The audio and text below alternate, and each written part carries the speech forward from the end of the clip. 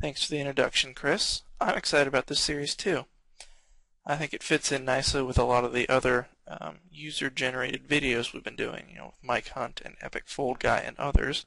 And I think those have turned out well, so I have high hopes for this one too. Chris deserves all of the credit for coming up with this idea. He came up with it entirely on his own and pitched it to me, and I went for it.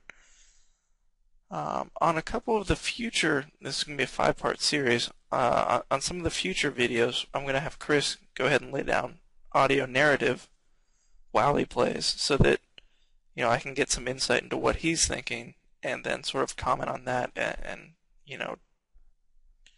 maybe tweak that a little bit where it's appropriate. But for this first assessment video, I asked him to leave the audio commentary track completely blank so that, all we'll hear is my thoughts on his play. Yeah, let's get to it. Chris asked me to focus on 3 things specifically, the first being game selection. I'm going to talk about that real quick. When you're breaking into head up, it's important to do it the easiest way possible. It's not real easy for me to give you a set of criteria to tell you whether or not someone you're playing is good, because there are a lot of styles that can work head up, and there's no real sort of, if he does this, this, and this, he's good and you shouldn't play him, because it varies a lot by stakes and by site and by opponent. But one piece of advice I should give you is that when you're breaking into head up and first starting to play, you should absolutely avoid the regulars. Well, number one, I think you should break in at a stake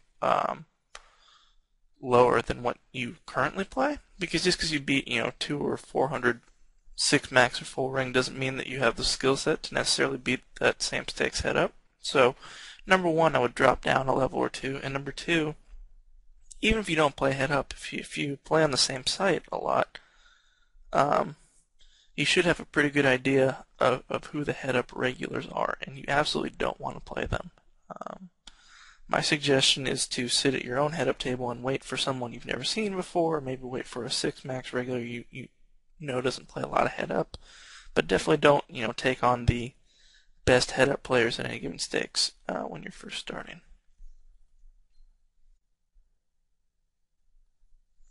So another thing about game selection is that I wouldn't play more than one table, especially against multiple opponents, until you're pretty comfortable with your head up game. Playing good head up poker requires really focusing on your opponent and his tendencies, and to this day I have trouble playing multiple head up games at once. I feel like my game suffers, and against tough opponents, it's not something I'll do. I'll stick to one opponent at a time.